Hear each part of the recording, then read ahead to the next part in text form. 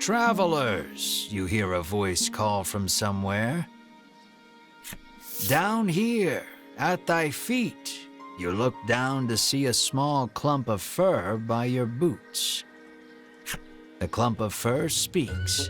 I am Lappy, and I should like to journey forth with thee. Lappy the furball looks at you with amiable expectations.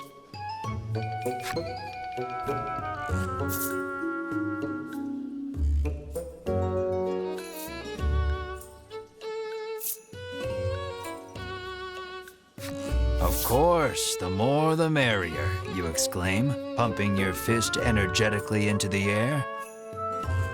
But Melanie coldly interjects, no, I can't trust monsters. Thoroughly rejected by Melanie, Lappy bursts into tears. Lappy says he has no friends because of his aged face and speech. All alone, he decided to leave the village on a journey. Your party is silenced by the crying child with the face of a grown man. It seems even monsters have their problems. You tell Melanie to be nice and quip that both she and Lappy could use a friend. Exhausted from arguing with you, Melanie half-heartedly agrees. Fine, we can be friends. However, she says that they are on a dangerous journey to defeat the dragon. As such, they cannot take a child with them. Lappy leaps up and hugs her in his excitement, exclaiming, "Thou hast made me so happy."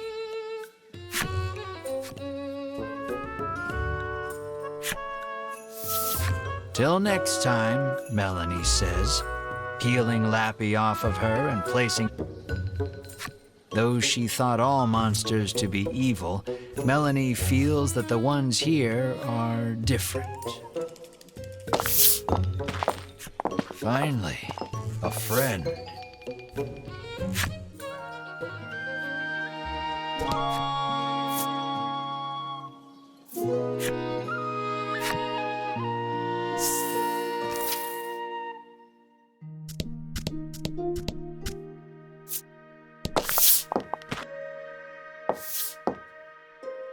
You bow, but before you can speak, the man suddenly introduces himself as the village headman.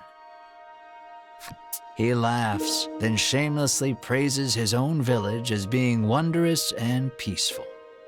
"And who are you?" he asks.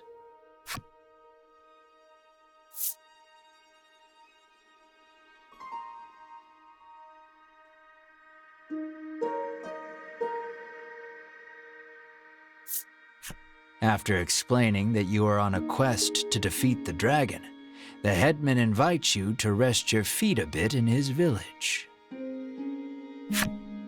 He says that he had heard rumors of the dragon when he traveled the world.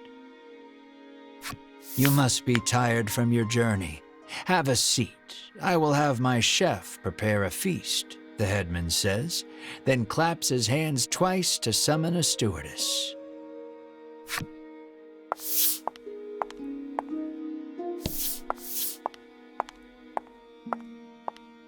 Extravagant dishes that you have never seen before are placed on the table before you, each one looking more delicious than the last.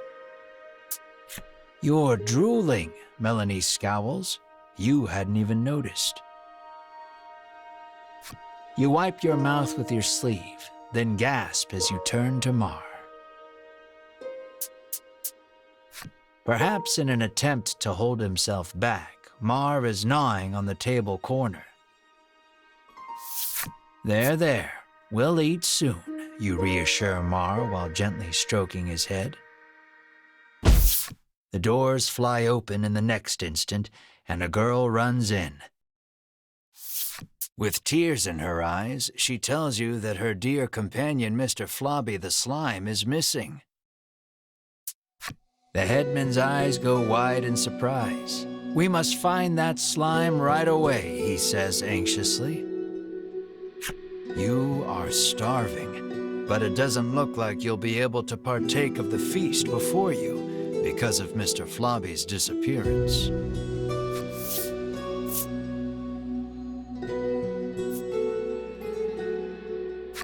We will find your slime, and then we feast, you add quietly.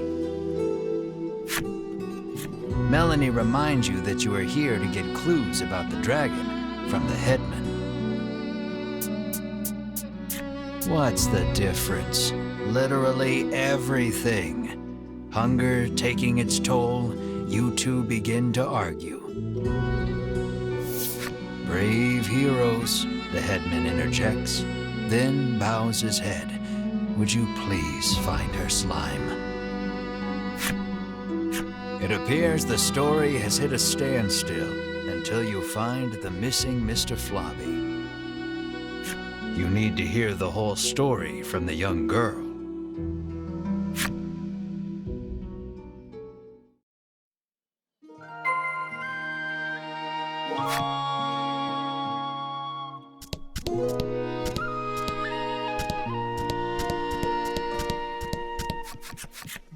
The girl sobs, wailing about the missing Mr. Flobby. Melanie places her hand atop the girl's head and promises that your party will find her companion. The girl then hands something to Melanie. It looks like the muddy handkerchief she used to wipe Mr. Flobby. She asks Melanie to wipe Mr. Flobby with it after you find him. The girl claims to have searched the village but cannot find her friend anywhere. Regardless, looking aimlessly outside the village would be a waste of time. You decide to collect more information in the village.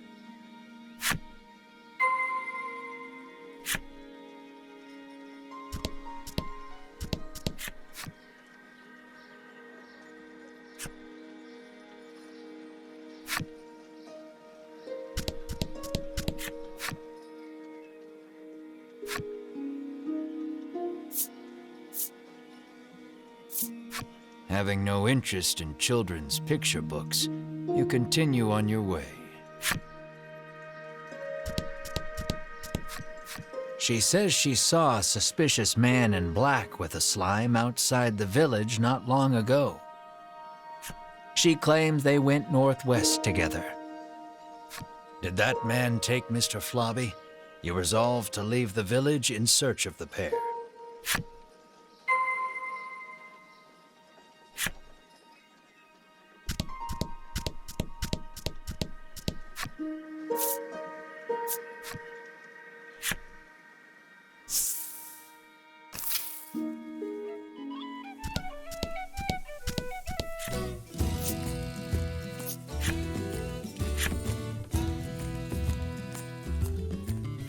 Though a torch is not strictly necessary, it would certainly help you find your way through the dimly lit shrine.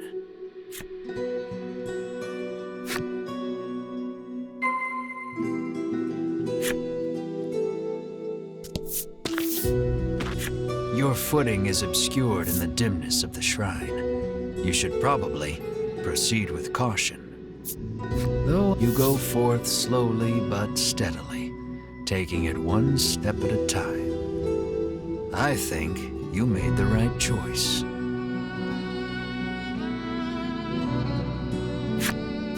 You take a good look at the floor and see it lined in trails of viscous liquid.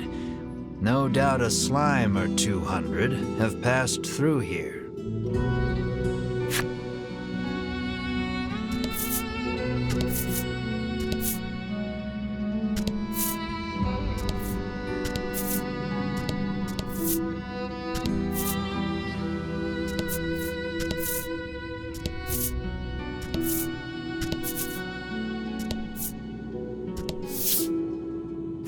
It looks like poor Mr. Flobby is being held captive by the mystery man. Hand over that slime, you shout to the man in the dark. You speak as if I kidnapped him. he remarks, curtly turning to face you. When your eyes finally adjust to the surrounding darkness, you realize the man's clothes look eerily similar to Melanie's.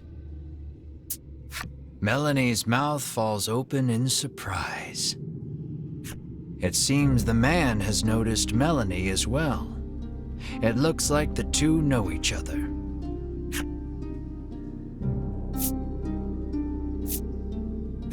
According to the man, he and Melanie came from the same village and are far from strangers.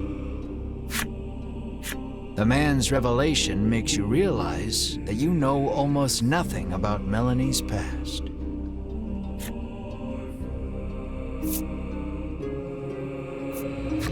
You ask Melanie about her hometown, but she holds her tongue. Then the man speaks. With forbidden magic, our clan has ensured the dragon, he begins, when Melanie cuts in. She rattles on about the man, telling you that he is Vince, a lunatic obsessed with the dragon. Vince resentfully claims that he is searching for the noble dragon to protect it. You ran away from home with your tail between your legs, he ridicules. Enraged, Melanie lunges at Vince. You have so many questions, but realize that the most pressing matter is getting Mr. Flobby back. So you ready for battle? Careful, he won't go down easy.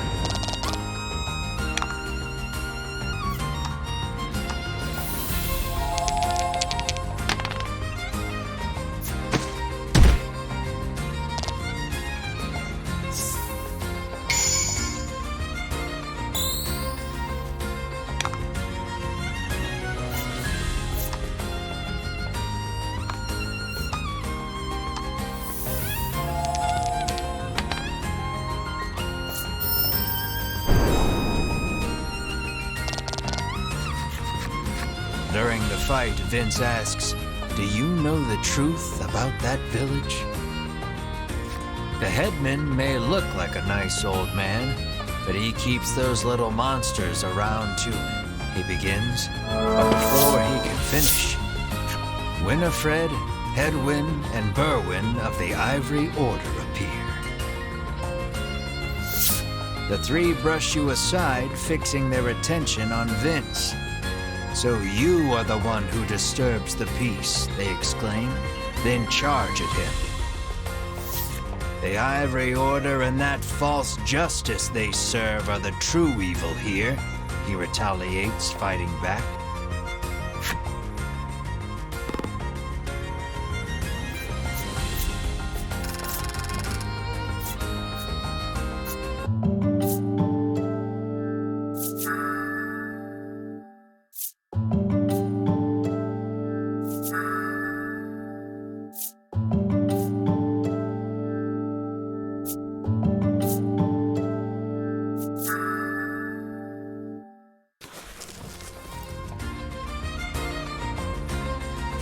Seeing the two parties occupied with each other, you realize this is your chance to grab Mr. Flobby.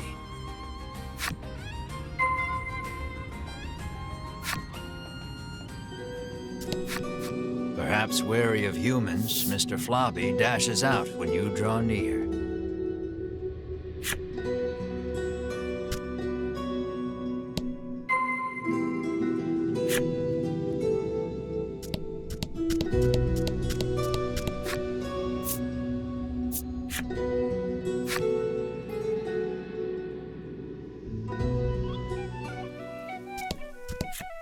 When you reach out to grab Mr. Flobby, he suddenly attacks.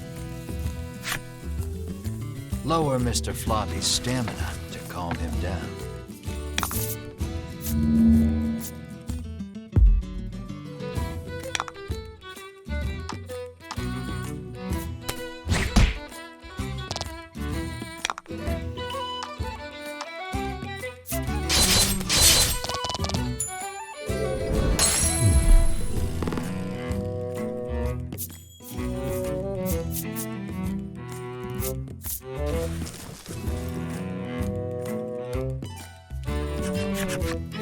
Exhausted from the fight, the raging Mr. Flobby finally stops attacking. But it seems he hasn't yet come to his senses. He glares warily at your party. Find something to help return Mr. Flobby to normal.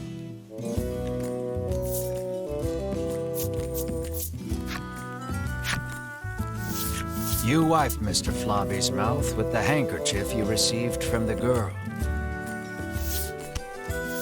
Then you hear a quiet voice speak.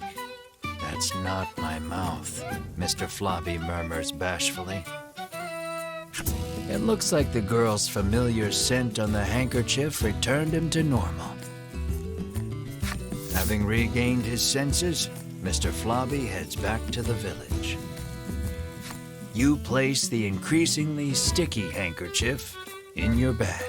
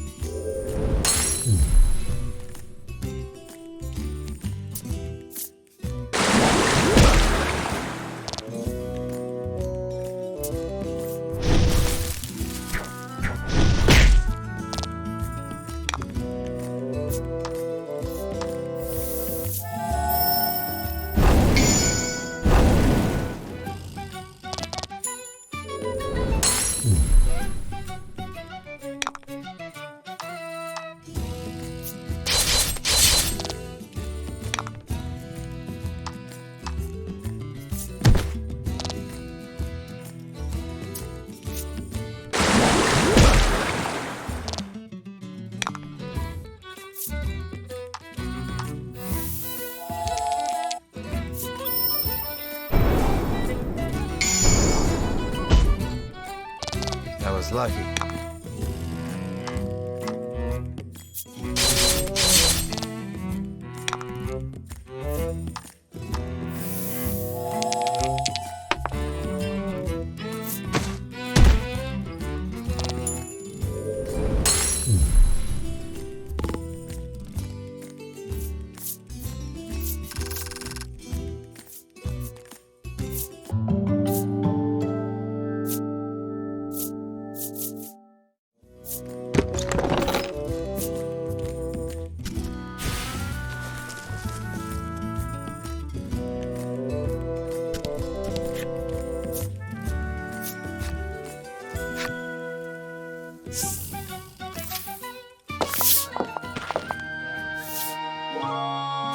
Lappy approaches and tells you that Mr. Flobby has returned.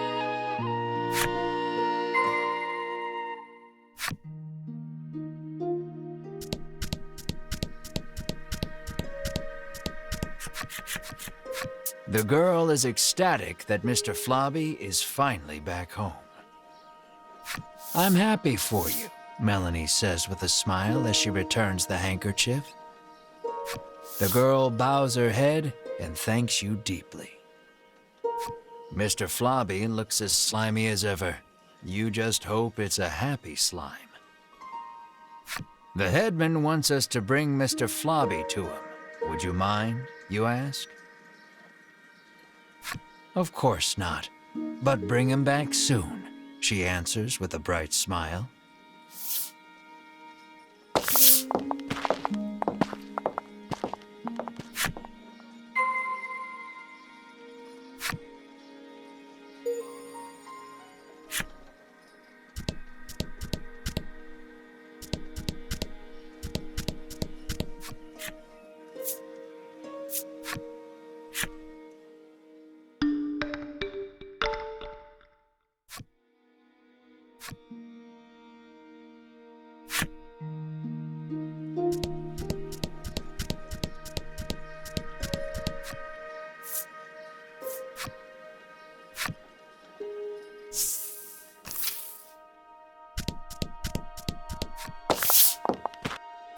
"I'm so happy to see you safe and sound," the headman exclaims, giving Mr. Flobby a hug.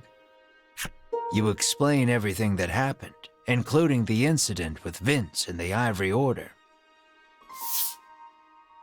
He expresses his relief that the Order will be taking care of the criminal. He then thanks you for your hard work and instructs his stewardess to prepare dinner for your party.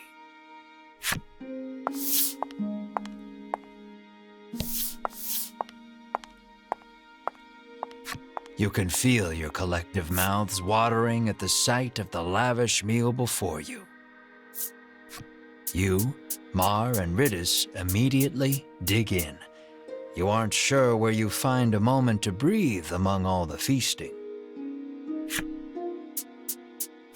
"Please, eat to your heart's content," the headman insists with a smile. Once your belly is full, you realize that Mr. Flobby is gone. And then... "Room for dessert?" the headman asks, offering you a plate of slimy jelly. You feel your stomach churning at the very sight of it. The color strikes you as familiar, and the stickiness sends a shiver down your spine.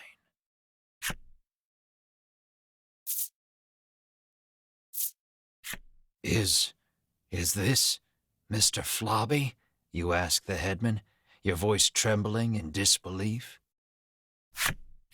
The headman looks at you with a plain expression, one that holds no malice. "Is that a problem?" he questions back. "This dish is a masterpiece," he remarks with a light-hearted chuckle as he gazes at the jelly. "And I have you brave heroes to thank for it.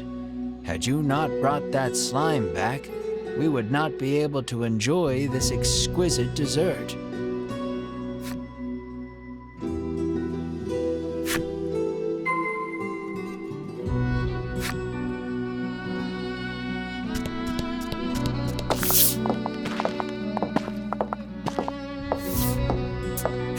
You move to leave, but the headman stops you. "I try to get my meat while it's still young and tender, but at least your pet is very plump," he remarks, licking his lips. He points at Mar and asks, "Would you consider leaving that creature here with me?"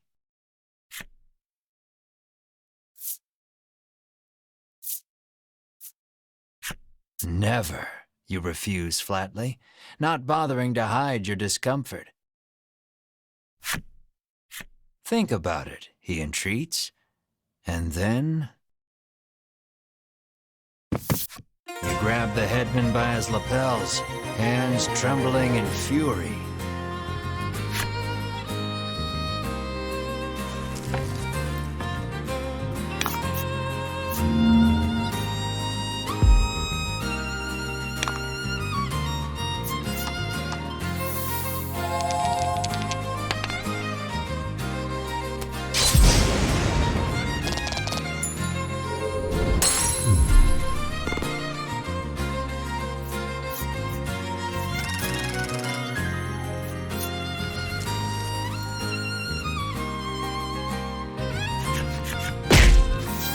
pummel the headman with all your might. Curled up on the ground, the headman groans in pain, but insists that monsters were meant to be eaten. You hug Mar tightly, reassuring him that you will not hand him over to anyone. Mar looks at you with his round eyes and mews softly. You meet eyes with the rest of your party and reach a tacit agreement. Together, you all stand and leave.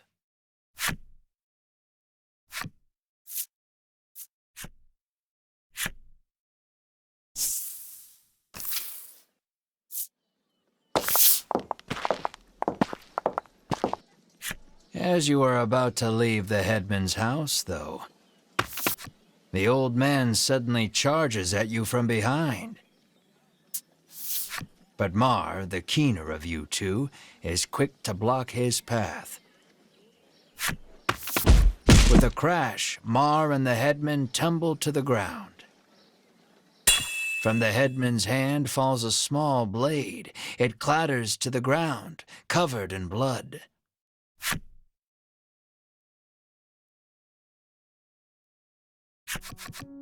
You take the injured Mar to an inn where you can watch over him. You gaze at the unconscious Mar with concern. Despite the shallow wound, no amount of medicine seems to rouse Mar from the bed. I heard that my friends were in danger, so I came as quickly as I could, Lappy says. As he reaches Mar's bedside, he leans over and licks his wound. "This is what-you-call-it extract," he shouts.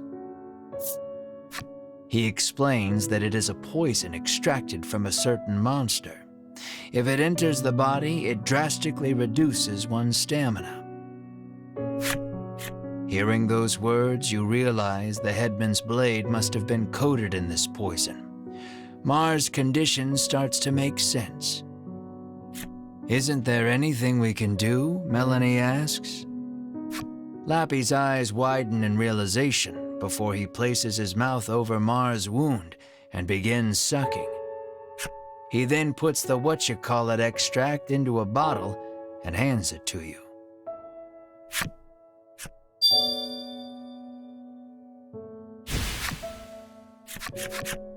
Lappy says that if you follow the road south of the village, you will reach Shoreland. He tells you to give the extract to the famous nutritionist there.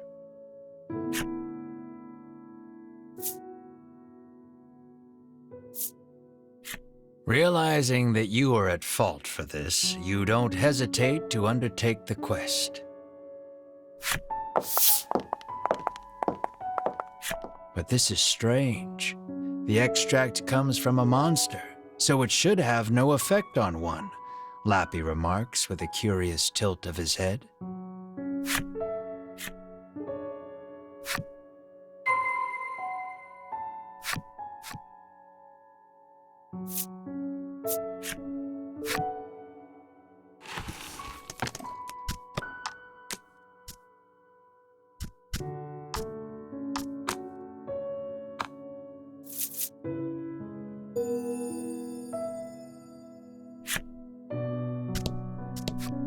He urges you to hurry on to Shoreland and find the nutritionist.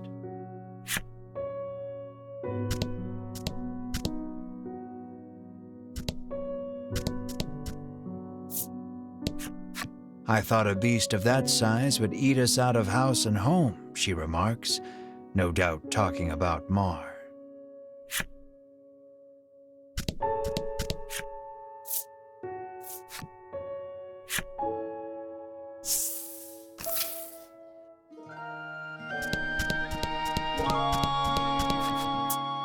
The girl sighs. "You're dirty again," she says, wiping a slime's mouth. "Mr. Flobby, you're alive," you exclaim in glee. "This is Mr. Globby, Mr. Flobby's cousin," she tells you.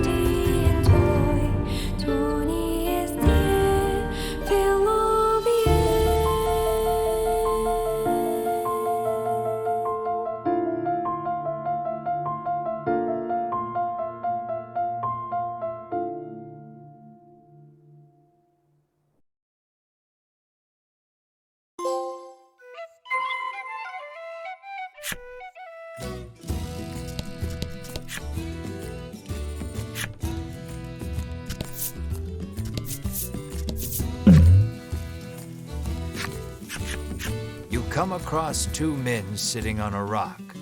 They take no notice of you or the party, but you can hear, you listen in, and deduce that they are a pair of thieves.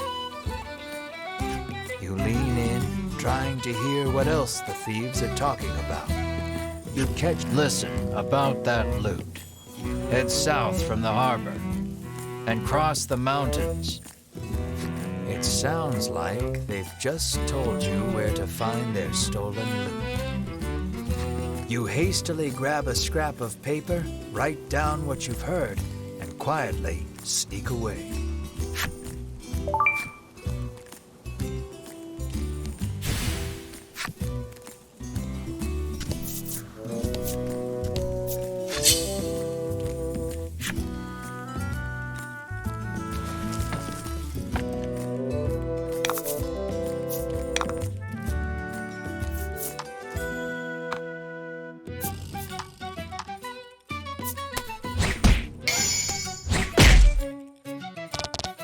That was lucky.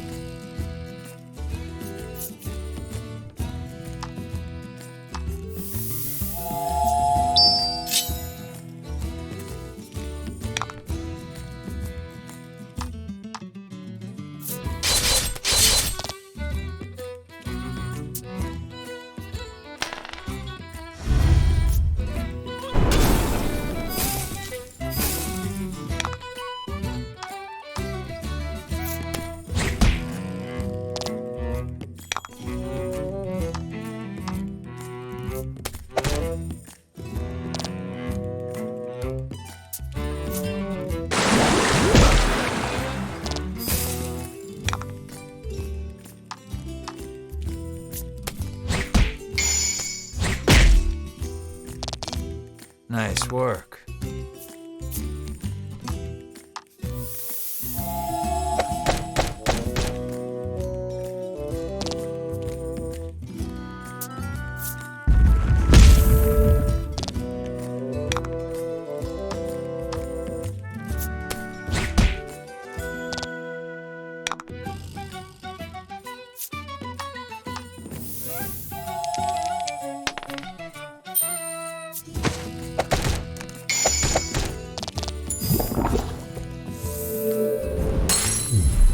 Good work.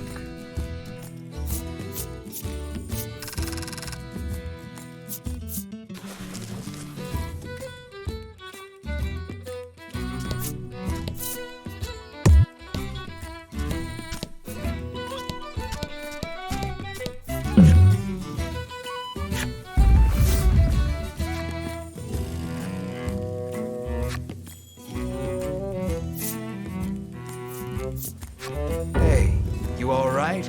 You call out to the crumpled humanoid figure before you, but when you reach out to turn whoever it is over,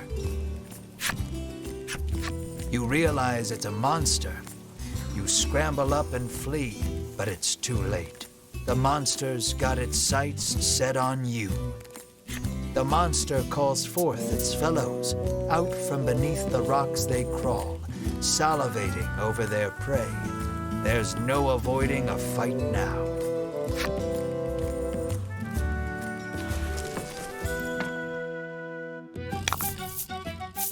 And fight.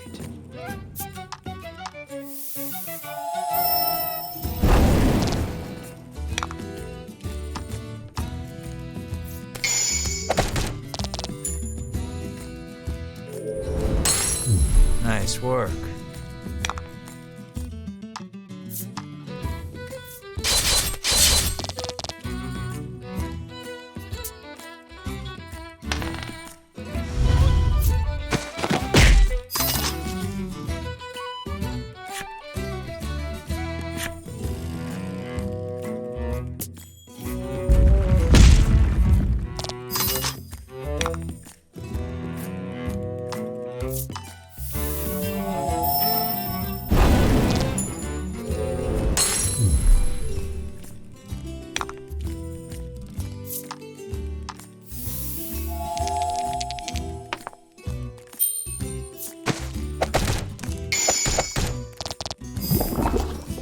Oh?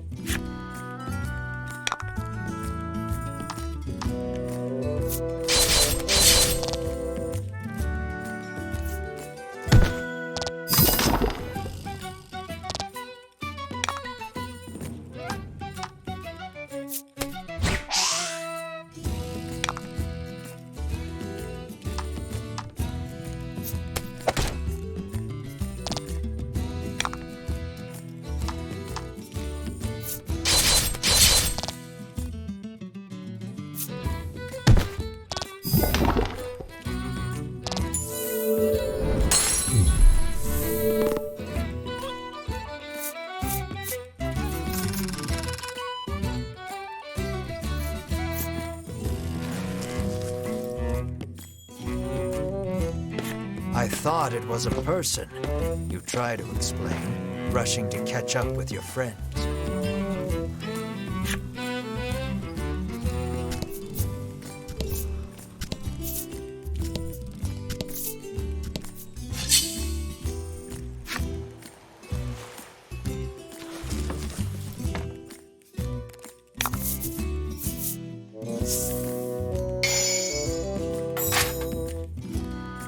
About the enemy.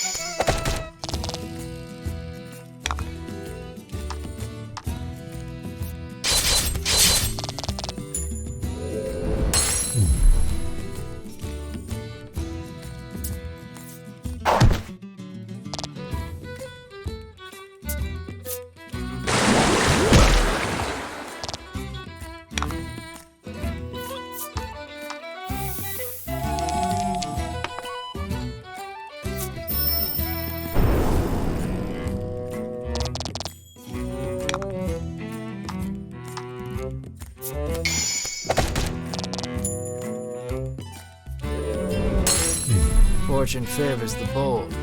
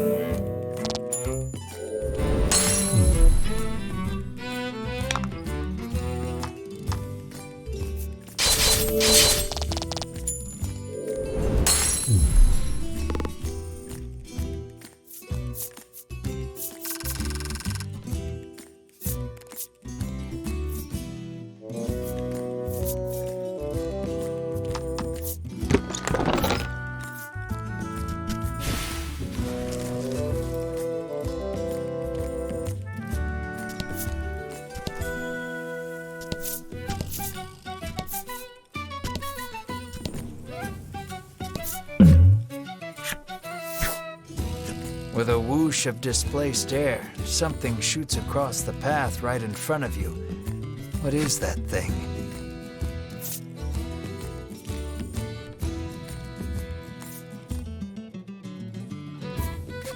You grab your weapon, thinking you're being attacked, and see only an empty bottle of medicine rolling along the ground toward you. But when you look in the direction it came from, you see a monster with a huge lump on its head. The monster glares at you and bellows for its comrades. There's no avoiding a fight now.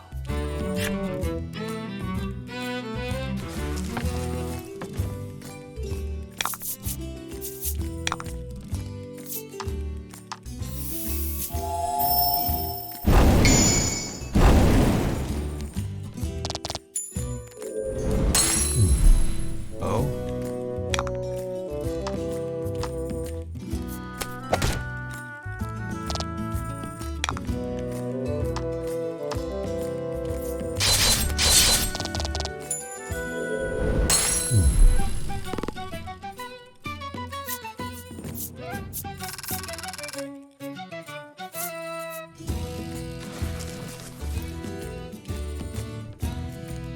The urge to kick the bottle nearly overwhelms you, but it'd be a whole nother thing if it hit the monster again. You conquer the impulse and walk away.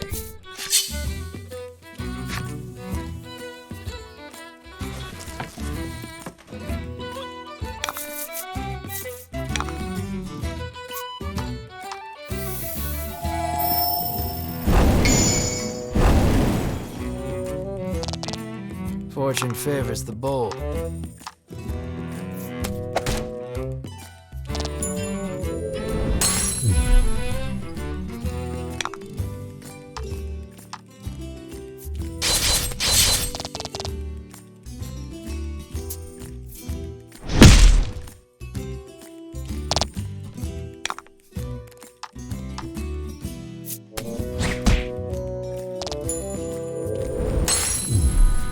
Congrats.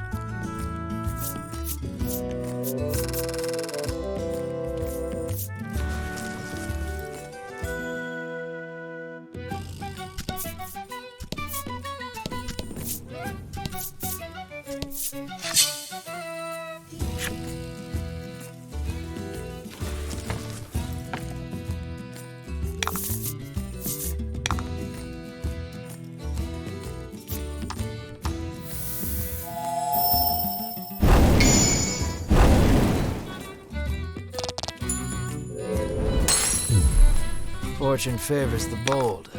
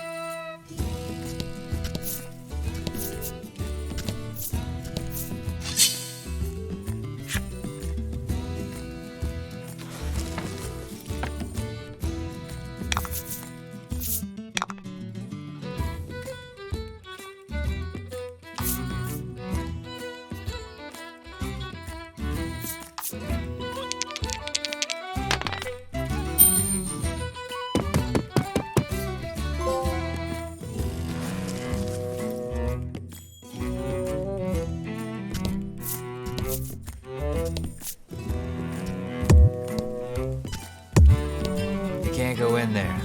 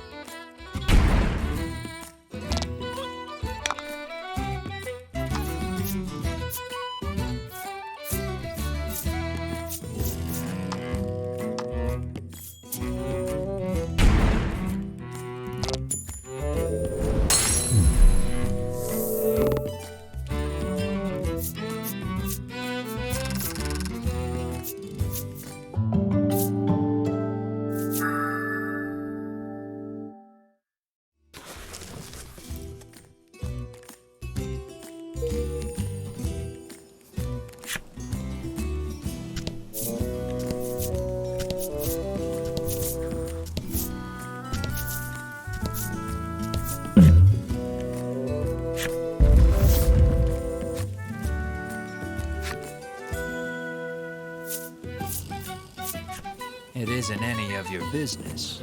You don't even bother looking at it before you carry on.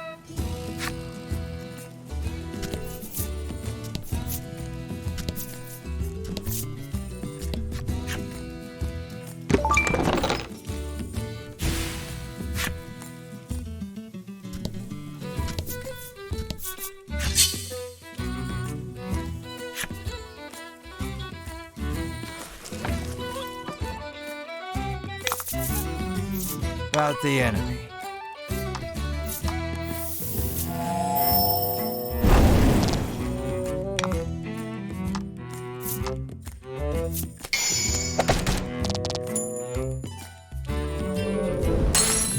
Oh?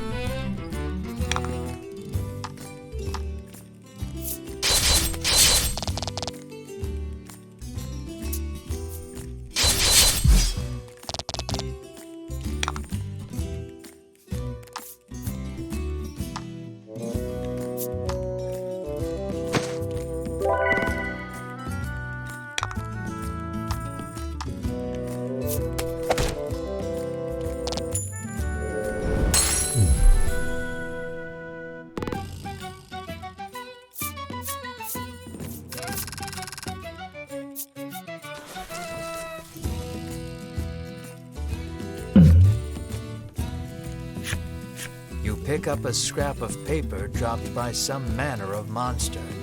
It has a message scrawled on it in crude lettering.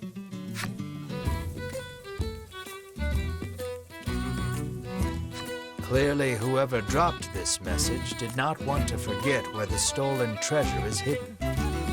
You stash the scrap of paper in your pack and resolve to keep an eye out for the treasure on your travels.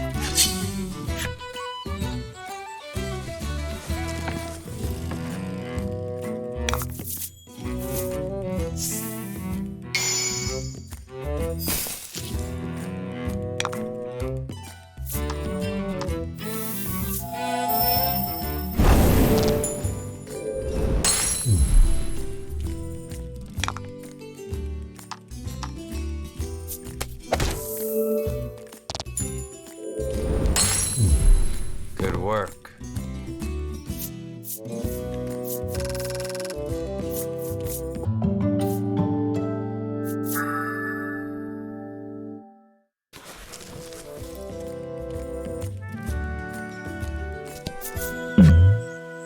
Overcome with a strange sense of déjà vu, you reach into your pack. The sunset, the smiling woman, the lighthouse. This is the location depicted in the picture you caught as it flew by on a breeze. You stand in the exact spot the woman stood in, as best you could figure it. You must have figured well, because the ground feels a bit lumpier. There's a chest buried here, you're sure of it. You call on the party to help you dig it out. Inside, you find an impeccable piece of clothing along with a message. It was enough to love and be loved in return. But nothing gold can stay. Whosoever finds this may keep it, that they may know a fraction of the love we shared. Moved by the woman's words, you pressed the garment to your chest. The gift was not left in vain.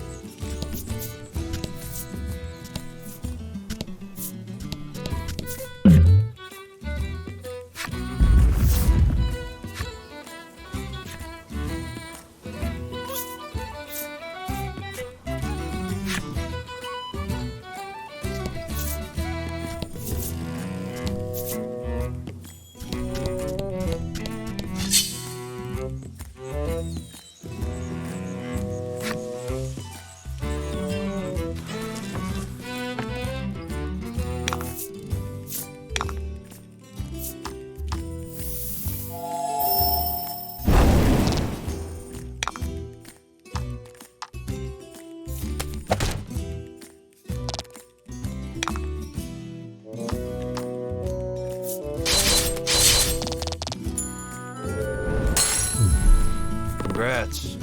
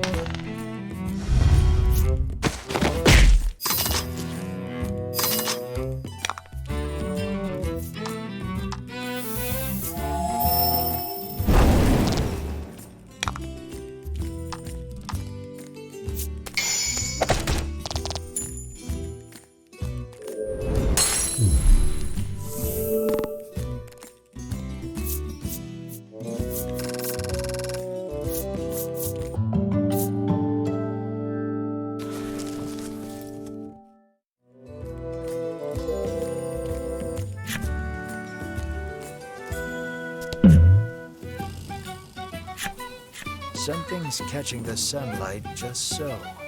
You move closer to get a... You find a chest lodged in the hollow of a tree. Something about this feels familiar. You fish a note out of your pack. Sure enough, this is the location those thieves mentioned when you were eavesdropping. Quite convinced you've found their stash, you open the chest with a self-satisfied smirk on your face.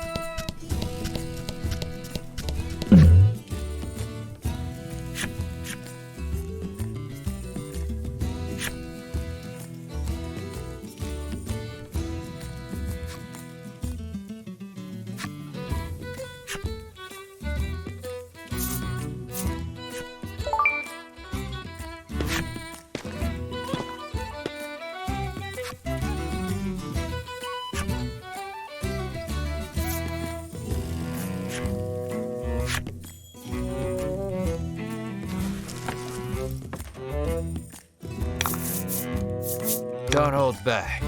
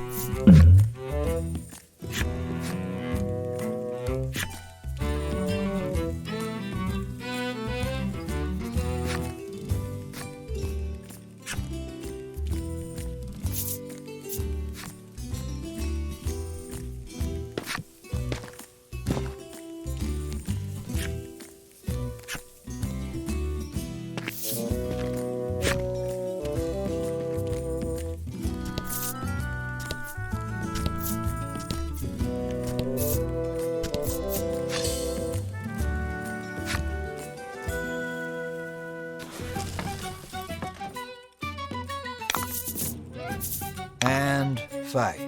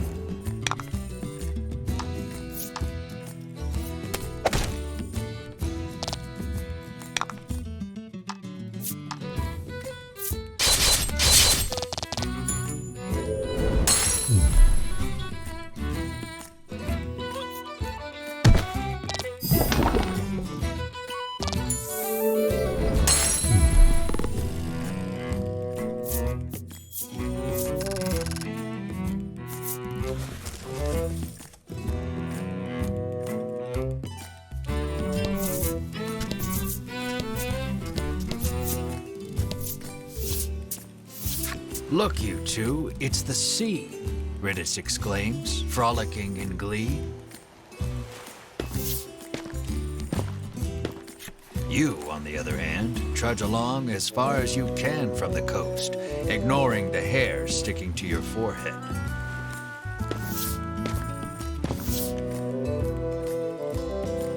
Feeling something at your feet, you glance down. There's something underneath your boot. It appears you've stepped on a monster's cape, making it very upset. It attacks you in fury.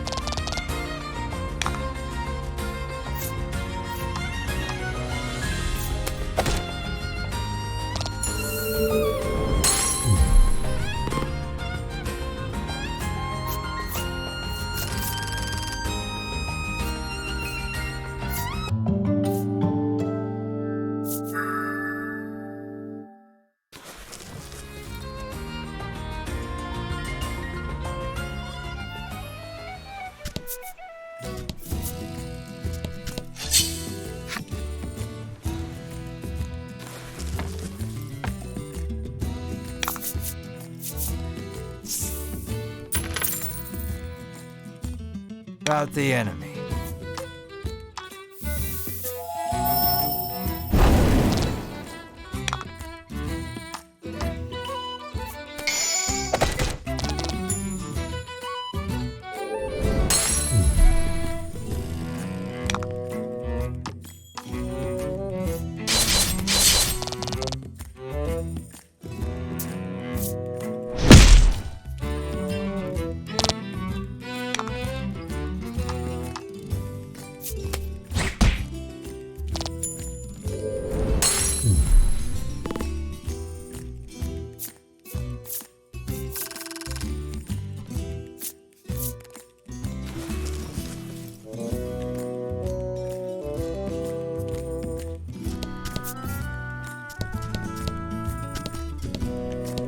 The harbor is closed today. Anyone seeking shoreland should move 3 spaces to the southeast.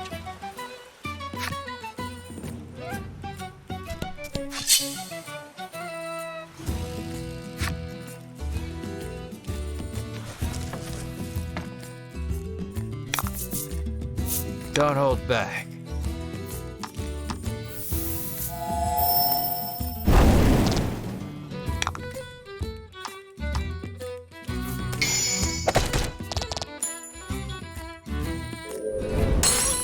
Nice work.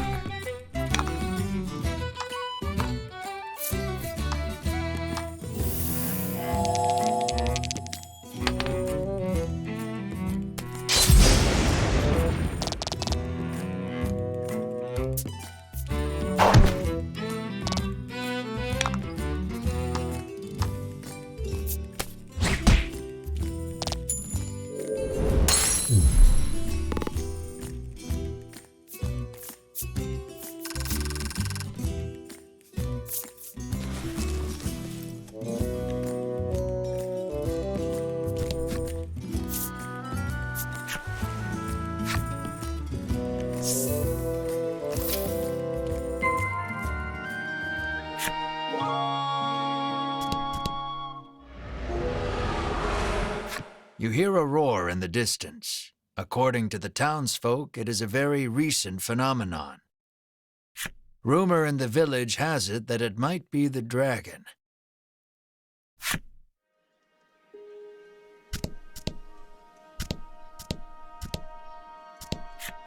You set foot inside the inn only to be greeted with the banging of a bell. "Congratulations," the innkeeper shouts above the joyous din. It would appear you and your companions are this inn's 10,000th customers. That means you've won the Lifetime of Free Stays pass.